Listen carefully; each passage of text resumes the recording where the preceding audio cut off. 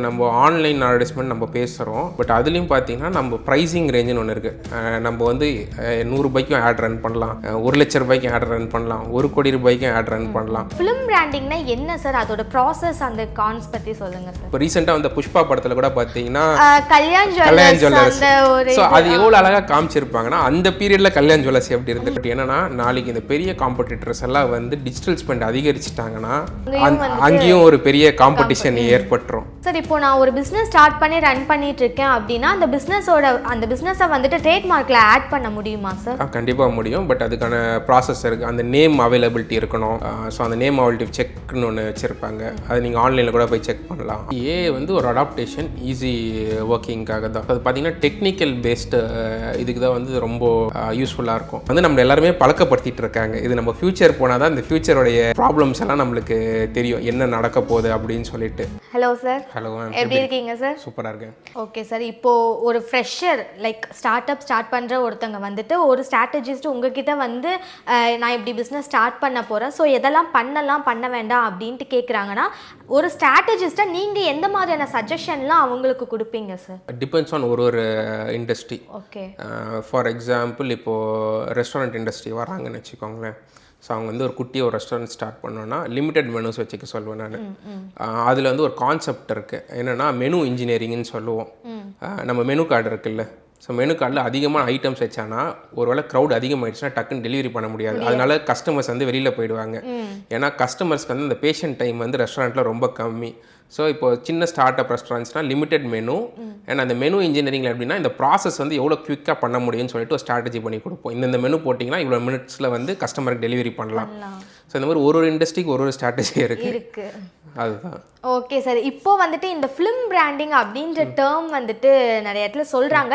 But அதை பற்றி எவ்வளோ பேருக்கு தெரியும் அப்படின்னா ரொம்ப குறைவான ஆட்களுக்கு மட்டும்தான் தெரியுது. ஸோ ஃபிலிம் பிராண்டிங்னா என்ன சார்? அதோட ப்ராசஸ் அந்த கான்ஸ் பற்றி சொல்லுங்கள் சார். ஃபிலிம் பிராண்டிங் பார்த்தீங்கன்னா இப்போ படத்தில் பார்த்தீங்கன்னா ஃபுல்லாக அட்வர்டைஸ்மெண்ட்ஸ் எல்லாம் போட்டிருப்பாங்க நிறைய பிராண்ட்ஸ். ஓகேங்களா, நிறைய பிராண்ட்ஸ் வந்து அந்த படத்துக்கு வந்து ஸ்பான்சர்ஷிப் கூட. ஆமாம். ஸோ அதனால பிராண்ட் பிளேஸ்மெண்ட்ஸ் வைப்பாங்க. இல்லாட்டி ஒரு சீன் இருக்கும், ஜுவல்லரி வாங்குற சீன் இருக்கும். அதில் ஏதாவது அப்படியே அந்த ஜுவல்லரி ஷாப்போடைய அந்த சீனை வந்து அழகாக ஃப்ரேம் பண்ணி வச்சு அந்த பர்ச்சேஸ் பண்ணுற மாதிரி ரொம்ப சாஃப்ட் செல்லிங்காக பண்ணியிருப்பாங்க. இப்போ ரீசெண்டாக வந்து புஷ்பா படத்தில் கூட பார்த்தீங்கன்னா கல்யாண் ஜுவல்லர்ஸ். ஸோ அது எவ்வளோ அழகாக காமிச்சிருப்பாங்கன்னா அந்த பீரியடில் கல்யாண் ஜுவல்லர்ஸ் எப்படி இருந்து. நம்ம லாஸ்ட் ஒரு 20 இயர்ஸ் தானே கல்யாண் ஜுவல்லர்ஸ் பார்த்துருக்கோம். அந்த 90s பீரியடில் எப்படி கல்யாண் ஜுவல்லர்ஸ் இருந்து ஒரு குட்டி கடையாக இருந்திருக்கும். ஸோ அந்த மாதிரி பிராண்டிங் கொடுத்துருப்பாங்க. இப்போ புஷ்பா குடிக்கிற அந்த டீல கூட சக்கரா கோல்டுன்னு அதுதான். அதுக்கப்புறம் ஒரு பேட் ப்ரெசென்ட் பண்ணார், அதில் பிரிட்டானியான்னு இருக்கும்னு நினைக்கிறேன், சம்திங் பிராண்ட் நேம் இருக்கும். பார்க்கல, பட் இந்த ரெண்டு ஒரு விஷயம் நல்லா. ஆமாம் ஆமாம், இது ரெண்டும் மெயினாக வந்து அந்த சக்கரா கோல்டு டீ கிளாஸும் அந்த கல்யாண் ஜுவல்லர்ஸும். ஸோ அதுதான், இதெல்லாம் ரொம்ப சாஃப்ட் செல்லிங்காக இருக்கும். ஸோ அது வந்து மக்களுக்கு வந்து ஈஸியாக ரெஜிஸ்டர் ஆகும். ஸோ இது வந்து ரொம்ப திணிக்கவும் கூடாது, அது அப்படியே ப்ளசண்ட்டாக காட்டணும். இன்ஃபிலிம் பிராண்டிங்கில் ரொம்ப திணிச்சானா இது கமர்ஷியலாக காட்டுறாங்கன்னு தெரிஞ்சிடணும். ஓகே சார், இப்போ இந்த மாதிரி ஃபிலிம் பிராண்டிங் பண்ணுறாங்க அப்படின்னா லைக் யார்கிட்டலாம் நம்ம அந்த மாதிரி பெர்மிஷன், ப்ரொடியூசர்ஸ் இருக்காங்க, டேரக்டர்ஸ் இருக்காங்க, ஸோ க்ரூ மெம்பர்ஸ் நிறைய பேர் இருப்பாங்க. ஸோ யார்கிட்ட ப்ராப்பராக பெர்மிஷன் வாங்கி அந்த ப்ராசஸ் பற்றி சொல்லுங்கள் சார். என்ன பண்ணி எப்படி ஸ்டார்ட் பண்ணி அந்த அவுட்புட் வர வரைக்கும் நம்ம என்ன மாதிரியான விஷயங்கள் பண்ணணும்? ஃபஸ்ட்டு என்னென்னா, ஃபஸ்ட்டு விஷயம் வந்து we have to connect with the producer. அப்புறம் ப்ரொடியூசர் வந்து அவர் ஓகே அப்படின்னா நீங்கள் இன்ஃபிலிமிங் பிராண்டிங் பண்ணிக்கலாம் அப்படின்னா நெக்ஸ்ட் ஸ்டெப் வந்து டேரக்டர் கூட உட்கார வைப்பாங்க. ஸோ அந்த பிராண்ட் டீம் வந்து அந்த டேரக்டர் கூட உட்காந்து அவங்க பிராண்டை பற்றி எக்ஸ்பிளைன் பண்ணட்டும். ஸோ அப்போ அவர் அந்த கதைக்குள்ளே இந்த சீன்ஸ் எல்லாம் மேட்ச் ஆகும் அப்படின்னா அதுக்கேற்றபடி ஓகே சொல்லுவார், டேரக்டர் ஓகே சொல்லுவார். அதுக்கப்புறம் திருப்பி ப்ரொடியூசர் கிட்டே போகும். அப்புறம் அவங்க நெகோஷியேட் பண்ணுவாங்க. ஸோ நாங்கள் இந்த ஆஃபர் கொடுக்குறோம் அப்படின்னு சொல்லிட்டு. ஒரு சிலர் என்ன பண்ணுவாங்கன்னா பர்டிகுலர் சீனுக்கு மட்டும் காஸ்டியூம்ஸ் வந்து அரேஞ்ச் பண்ணி கொடுப்பாங்க. ஒரு பர்டிகுலர் ட்ரெஸ் பிராண்டு காஸ்டியூம்ஸ் கொடுத்துட்டு அவங்க வந்து என்ன பண்ணுவாங்கன்னா தமிழ்நாடு ஃபுல்லாக ஹோர்டிங்கோடைய சார்ஜஸ் நாங்கள் எடுத்துக்கிறோம், டிவி அட்வர்டைஸ்மெண்ட் சார்ஜஸ் நாங்கள் எடுத்துக்கிறோம். நீங்கள் ஆலம் வந்த டைமில் பார்த்தீங்கன்னா கோல்டு வின்னர் எடுத்திருப்பாங்க. விஜய் சாரோடைய பைரவா வரும்போதில் டர்பி ஷர்ட்டிங்ஸ் எடுத்திருந்தாங்கன்னு நினைக்கிறேன். ஒரு டாட்டட் ஷர்ட்ஸ் வரும், ஒரே ஒரு சீனுக்கு மட்டும் அந்த கிரிக்கெட் பேட் வச்சுட்டு. ஆமாம், அது டர்பி ஏதோ எடுத்திருந்தாங்க. ஸோ அந்த மாதிரி நிறைய ப்ராசஸ் இருக்குது.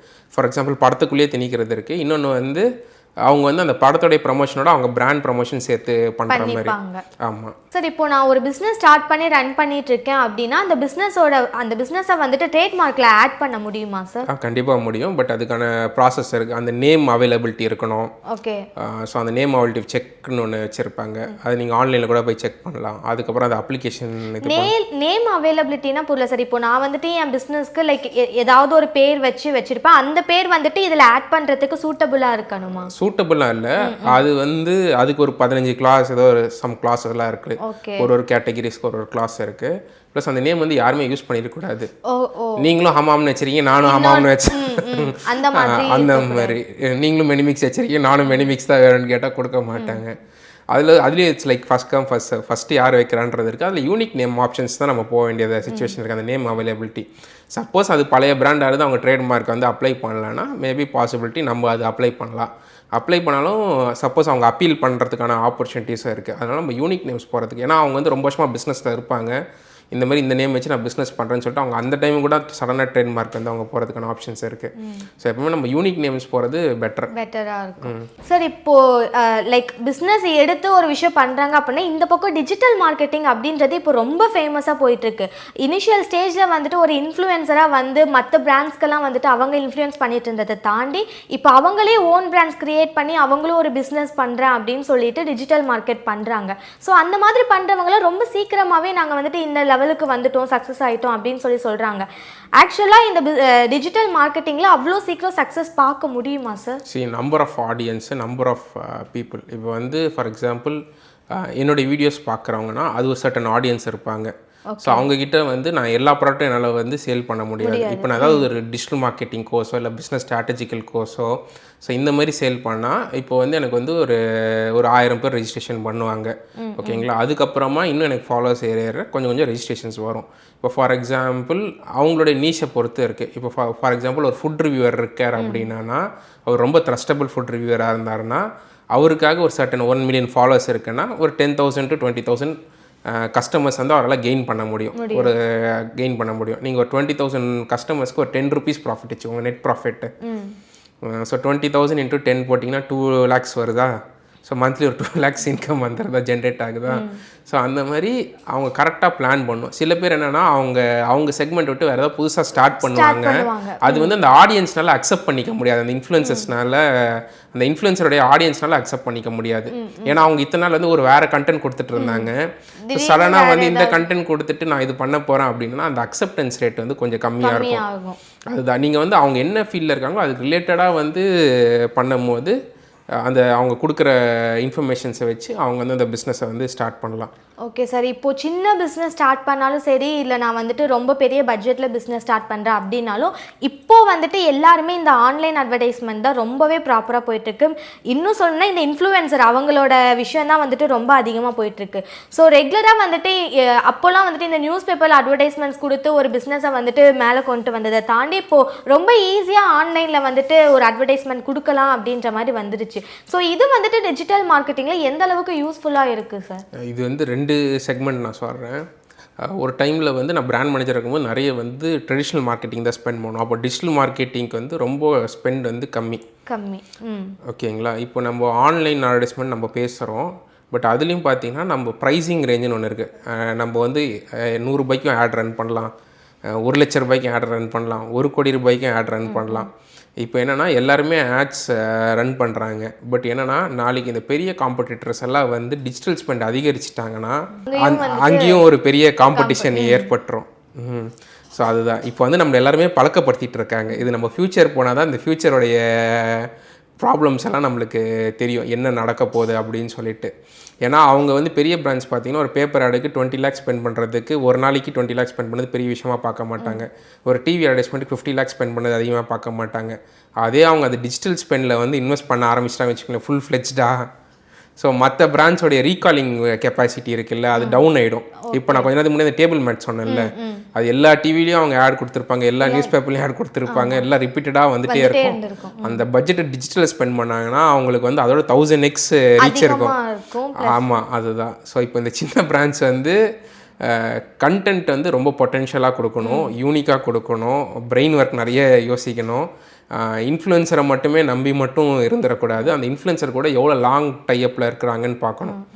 ஸோ இதுதான் ஒரு மெயினான விஷயம். எல்லோரும் என்ன நினைக்கிறாங்க, டிஜிட்டல் மார்க்கெட்டிங் வந்து காஸ்ட் எஃபெக்டிவாக இருக்குது அப்படின்ட்டு. ஓகே, இன்றைக்கி வந்து அது நிறைய பேருக்கு சக்ஸஸ் கொடுத்துருக்கு.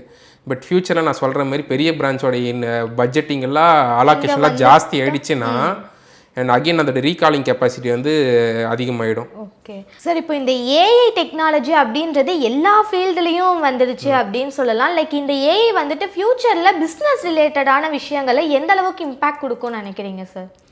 ஏஐ வந்து ஒரு அடாப்டேஷன் ஈஸி ஒர்க்கிங்காக தான். ஸோ அது பார்த்திங்கன்னா டெக்னிக்கல் பேஸ்டு இதுக்கு தான் வந்து ரொம்ப யூஸ்ஃபுல்லாக இருக்கும்.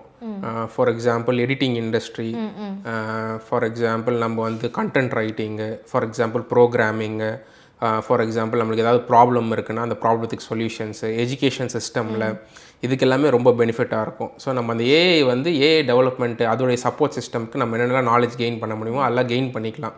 ஸோ அது எல்லாமே அப்கிரேஷனாக இருக்கும் நம்ம மார்க்கெட்டில் வந்து. ஸோ இன்னும் சொல்லப்போனால் ஃபிலிம் இண்டஸ்ட்ரி இருக்குது பார்த்தீங்களா, ஃபிலிம் இண்டஸ்ட்ரிலையும் ஏஐ வந்து இன்னும் ஒரு 50 years கழிச்சு இம்பேக்ட் நடக்கலாம். நான் சொல்கிற ப்ராசஸ் கரெக்டாக நடந்துச்சுன்னா நடக்கலாம். ஃபார் எக்ஸாம்பிள் ஜென்ரேட்டிவ் ஏஐன்னு இருக்குது. இப்போ வந்து நம்ம பேசிக்காக நம்ம பார்க்குறோம், இப்போ நிறைய பார்க்குறோம், புஷ்பா சாங்கை வச்சு நிறைய பேர் வந்து ராஷ்மிகா வந்து அல்லு அர்ஜுன் அடிக்கிற மாதிரி சீன்லாம் வச்சுருப்பாங்க. ஸோ அதெல்லாம் வந்து ஜென்ரேட்டிவ் ஏஐ, அது வந்து ஒரு ப்ராம்ப்ட் பண்ணுறாங்க, அது இன்புட் கொடுக்குது. ஃப்யூச்சரில் அந்த இண்டஸ்ட்ரியுமே அழிச்சிருமான்னு சொன்னோன்னா அது வந்து எப்படி அடாப்ட் பண்ணோன்னா, ஃபார் எக்ஸாம்பிள் ஒரு ப்ரொடியூசர் இருக்காருன்னு வச்சுக்கோங்களேன். அவர் வந்து இப்போ ஃபார் எக்ஸாம்பிள் நம்ம தளபதி விஜய் வந்து பாலிடிக்ஸ் என்டர் ஆகிறாரு. ஆனால் எல்லாருக்குமே தளபதி விஜய் வந்து இன்னொரு 10 படமாக ஸ்க்ரீனில் பார்க்கணும்னு நினைக்கிறோம். இப்போ என்னன்னா அவர் ஏதாவது ஒரு ப்ரொடியூசர் வந்து தளபதி விஜய்க்கு ஒரு சர்டன் அமௌண்ட் பே பண்ணிட்டு ஒரு ஏஐ ஸ்டூடியோ மாதிரி க்ரியேட் பண்ணிக்கலாம். ஸோ அதில் வந்து தளபதி விஜயோடைய மொத்த படத்தோடைய ஃபீட்ஸ் வந்து அந்த ஆர்டிஃபிஷியல் இன்டெலிஜென்ஸ்க்கு ஏற்றி விட்டுறலாம். ஸோ அப்போ அவருடைய எக்ஸ்பிரஷன்ஸ் எப்படி இருக்கும், அவருடைய ஆக்டிங் ஸ்கில்ஸ் எப்படி இருக்குது அப்படின்ட்டு. அதுக்கப்புறமா அவர் க்ரீன் மேட்டில் வச்சு அவர் ஃபுல்லாக ஸ்கேன் பண்ணி அந்த ஏஐ ஃபீட் பண்ணிட்டான்னா, ஸோ அந்த ஏஐ வந்து இப்போ ரஜினி அவர்களோட படம் வந்துச்சு கோச்சடையான், அந்த மாதிரி சொல்றீங்க. அதோட இது வந்து கொஞ்சம் அட்வான்ஸ் அந்த மாதிரி தான். அதோட அட்வான்ஸ்டு வெரி அட்வான்ஸ்டு வெர்ஷன். இதெல்லாம் வரதுக்கு இன்னும் டைம் எடுக்கும். It will take 25 years time. So அது வந்து ரொம்ப ஈஸி ஆக்கிடும். இப்போ விஜய் சாருக்கு வந்து அந்த ராயல்ட்டி ஃபீ மாதிரி ஒன்று கொடுத்துட்றாங்க, ஒரு ஸ்டுடியோ செட் பண்ணுறாங்க, அவரை வச்சு இவங்க ஒரு 10-15 படம் வந்து பண்ணுறாங்கன்னு வச்சுக்கோங்களேன். அது ஒரு பெரிய மார்க்கெட். பட் அதில் என்ன நம்ம அந்த ப்ராம்ப்ட் எப்படி பண்ணுறோம், அந்த எடிட்டருடைய ப்ராம்ப்டிங்கு, டேரக்டர் எப்படி அதில் இன்புட்ஸ் கொடுக்குறாரு. ஏன்னா ஏஐல வந்து இப்போ கூட நம்ம வந்து ஒரு கண்டென்ட் கொடுக்குறோன்னா அது அதோடைய ஸ்டைலில் கொடுக்கும், நம்ம அதுக்கேற்றபடி சில மாடிஃபிகேஷன்ஸ் பண்ணணும்.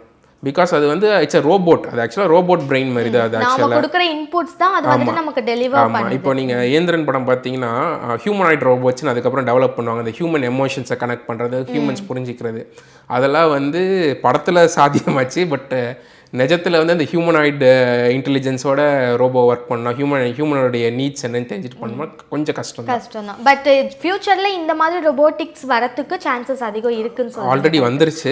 அதோடைய அட்வான்ஸ்மெண்ட் தான் எவ்வளோ தூரம் போகும்ன்ட்டு நம்ம ஃபியூச்சரை பார்த்தா தான் நம்மளுக்கு தெரியும். ஓகே சார், இவ்வளோ நேரம் பிஸ்னஸ் பற்றி நிறைய விஷயங்கள் சொன்னீங்க. ஒரு பிஸ்னஸ் எடுத்து நடத்துகிறோன்னா அதில் வந்துட்டு எந்த அளவுக்கு சக்ஸஸ் பண்ணலாம், எந்த அளவுக்கு கீழே போகலாம், நிறைய சான்சஸ் இருக்குது அப்படின்னு சொல்லிட்டு ரொம்ப தெளிவாக சொன்னீங்க. இது எல்லாமே எங்கள் வியூவர்ஸ்க்கு வந்துட்டு ரொம்ப யூஸ்ஃபுல்லாக இருக்கும் அப்படின்னு நினைக்கிறேன். ரொம்ப நன்றி சார். ரொம்ப நன்றி.